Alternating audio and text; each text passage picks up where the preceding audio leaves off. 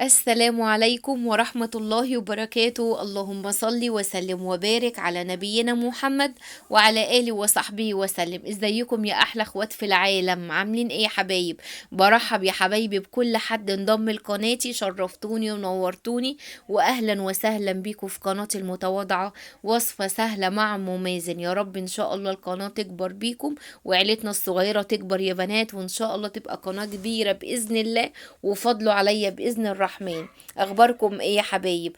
النهارده بقى فيديو جديد وروتين جديد وشمس يوم جديده، ويلا بينا نسمي الله ونصلي على الرسول ونشوف احنا هنعمل ايه. اول حاجه هقول بسم الله الرحمن الرحيم. اللهم لا تدع لنا ذنبا الا غفرته، ولا هما الا فرجته، ولا دينا قد الا قضيته يا رب العالمين، ولا حاجه من حوائج الدنيا والاخره الا قضيتها يا ارحم الراحمين. اللهم امين امين امين. ربنا يتقبل يا بنات.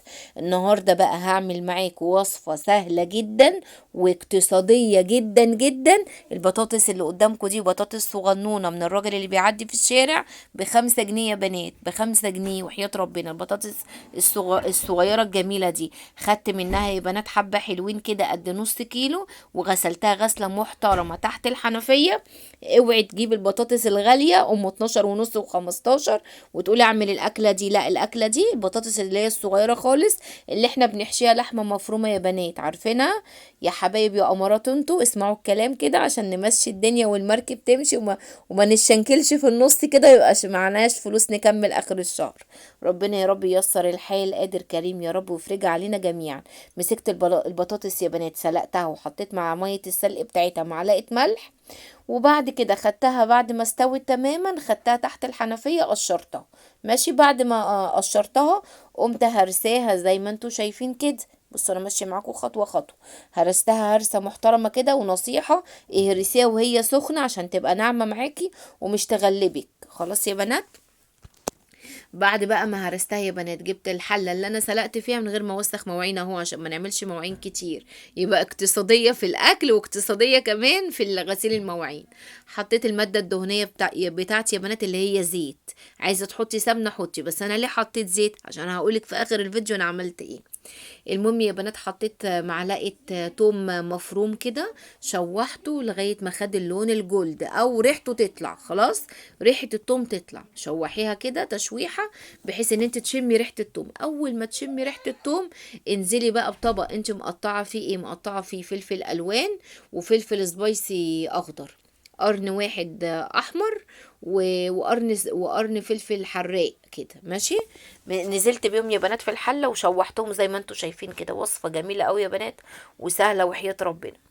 المهم يا بنات، عملت ايه بقى؟ عملت اللهم صل وسلم وبارك على نبينا محمد. شوحتهم كلهم مع بعض كده يا بنات، يا دوبك الفلفل يدبل، وكده كده انا نزلت بالفلفل لما ريحه التوم طلعت. ما تنسوش يا بنات لو وصلتوا لحد كده تصلوا على النبي صلى الله عليه وسلم في الكومنتات. انزلي كده في الكومنتات وقولي اللهم صل وسلم وبارك على نبينا محمد وعلى اله وصحبه وسلم، عشان ربنا يكرمنا كلنا ببركه الصلاه على النبي. ايه بهاراتك يا ام مازن؟ بصوا بقى يا بنات، معلقه كمون، بابريكا، توم باودر، بصل باودر، كمون، كزبره اساسي، كمون كزبره اساسي اساسي لان دول اصدقاء الايه البطاطس. واظبطي الملح بتاعك يا حبايبي. ماشي، ما تحطيش شطه بقى لان احنا حاطين ايه، حاطين فلفل حراق. خلاص يا بنات، سهله جدا.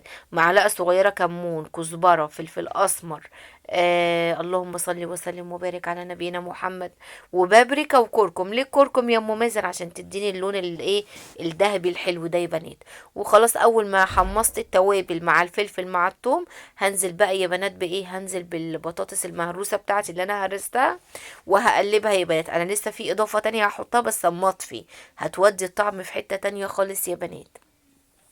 انا عايزه اقول لكم ان اليوم ده احنا كنا بطاطس مهروسه وغسلت جرجير وقطعت خيار وطماطميه كده بملح وشطه وكمون. والله يا بنات كان غدوه زي الفل يا بنات، والله زي الفل. اكله سهله ومش مكلفه خالص يا حبايبي.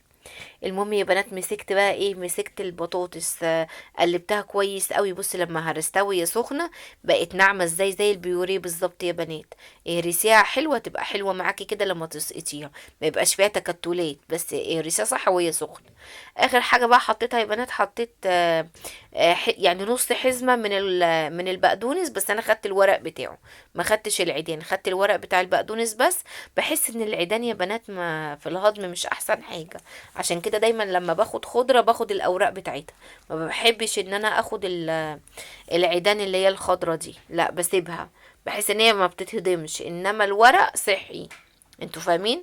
اي حاجه بلاقيها بحس ان انا بتتعب ولا تخلي الواحد تعبان ولا مصدع ولا كده، بعرف ان من الاكل على طول، لان بيعمل الاكل الغلط بيعمل ردة فعل على طول للبني ادم. فاهمين قصدي؟ فبتجنب بقى الاكلات دي. اخر اضافه بقى، انا قلت لكم في البدايه ان انا حطيت زيت، ماشي، انا لان انا في الاخر هحط ايه، مكعب زبده كده محترم، زبده بلدي كده محترم يا بنات، وهقلب بقى، هتدي طعم حلو قوي يا بنات. بصوا هفضل اقلب فيها لغايه ما تسيح، بس انا بقى هغطيها واسيبها تاخد وتدي مع نفسها بشكل ودي كده.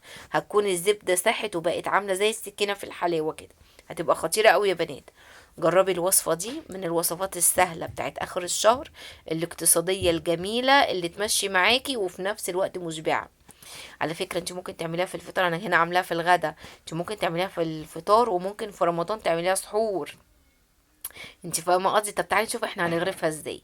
بصوا بقى يا حبايب قلبي، ما انت برضو لازم ايه، تقدمي العين اللي بتاكل الاول. بصي بقى انا هعمل فيها حركاته وتكاته بتاعت ام مازن.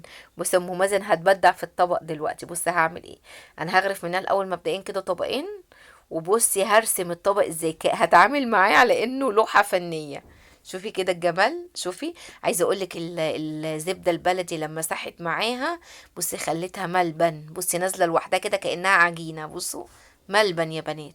والله العظيم يا بنات طعمها حلو قوي، جربيها بالطريقه دي، طريقه جميله جدا يا بنات، وطعمها سكر كده، والله العظيم ما كلام. جربيها وشوفيها، واكتبوا لي في الكومنتات اللي بعدها بتاعت الفيديو اللي بعدها انتوا جربتوها ولا لا. والله العظيم يا بنات هتعجبكم قوي، ومن الاكلات بقولك الاقتصاديه المشبعه جدا جدا جدا.